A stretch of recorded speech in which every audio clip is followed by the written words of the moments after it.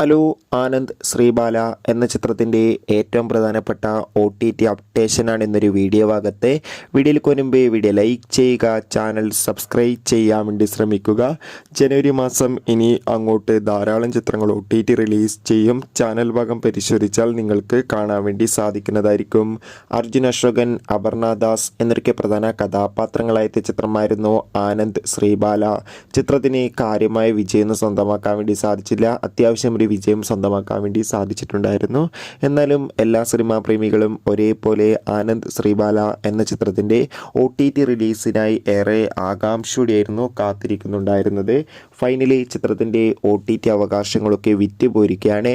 ആനന്ദ് ശ്രീബാല എന്ന ചിത്രത്തിൻ്റെ OTT അവകാശങ്ങൾക്ക് ഇപ്പോൾ ഇത് ആമസോൺ പ്രൈം വീഡിയോസ് എന്ന OTT പ്ലാറ്റ്ഫോമും മനോരമാക്സ് എന്ന OTT പ്ലാറ്റ്ഫോമും സ്വന്തമാക്കിയെന്ന് ഒഫീഷ്യലായി കൺഫേം ആക്കിയിട്ടുണ്ട്.